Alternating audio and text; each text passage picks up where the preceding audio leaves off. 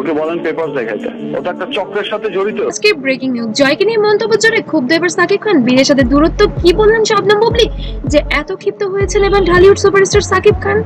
সম্প্রতি ঢালিউডের সবচেয়ে আলোচিত পরিবার ও চাইতেছে আমি শেষ, মানে ওই চক্রটা চায় যে শাকিব খান শেষ। সেই পরিবারকে ঘিরে আবারও শুরু হয়েছে নতুন বিতর্ক। সাম্প্রতিক সময়ে সোশ্যাল মিডিয়া ছড়িয়ে পড়েছে কিছু মন্তব্য ও গুঞ্জন, যা ঘিরে শুরু হয়েছে আলোচনা এবং সমালোচনার ঝড়। এই আলোচনার কেন্দ্রবিন্দুতে আছেন সুপারস্টার সাকিব খান এবং তার দুই সন্তানকে ঘিরে জনমত। ঢালিউড সুপারস্টার সাকিব খানের বড় সন্তান আব্রাহাম খান জয়কে নাকি এবার শবনম বুবলি প্রতিবন্ধী হিসেবে আখ্যায়িত করেন, যারা কিনা হিজাব করছে।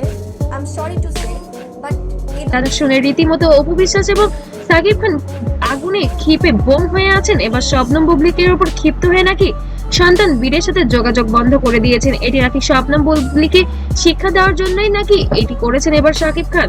তবে সম্পূর্ণ ভিডিও দেখলে বুঝতে পারবেন আসলে কি ঘটেছিল সেদিন।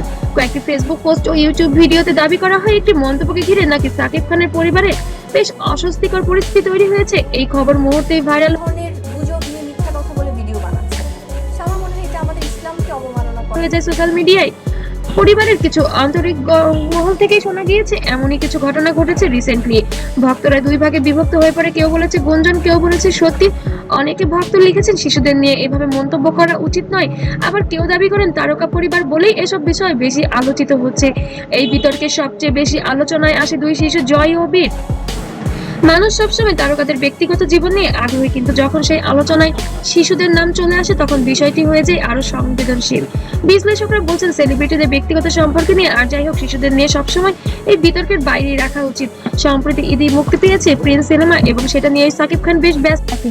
ওই মানে আমি পচা আলু বলেছি এবং ঘৃণা লাগে নাম পচা আলু। হ্যাঁ, তো নামটাই ধরতে চাই না, সিরিয়াস ইচ্ছা নাই, কারণ কি ওনার কথা তো আমি ছিলেন। এরই মাঝখানে শবনম বুবলি এই ধরনের মন্তব্য করে ওঠেন এবং সাকিব খান এর মাঝে বেশ ক্ষিপ্ত হয়ে ওঠে।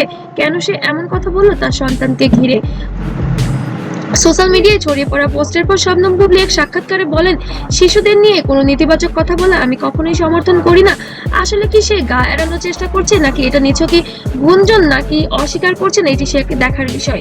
এই বক্তব্য অনেক ভক্তদের কাছে ইতিবাচক বার্তা হিসেবে ধরা পড়ে। তবে আসলে কি বুবলি এই কথাটা বলেছে? যদি বলে থাকে অবশ্যই সেটি খারাপ করেছে, কারণ কোনো সন্তানকে নিয়ে এমন মন্তব্য করা মোটেও তার ঠিক হয়নি।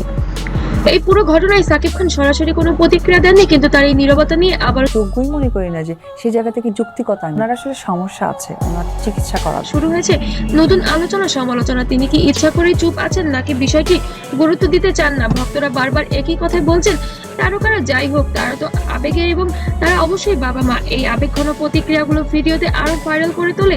শেষ পর্যন্ত একটি বিষয় তো অবশ্যই পরিষ্কার, সোশ্যাল মিডিয়ায় ছড়া পড়া প্রতিটি খবরই সত্যি তো নাও হতে পারে। তাই এমন সংবেদনশীল বিষয় আমাদের সবাই দায়িত্বশীল হওয়া প্রয়োজন।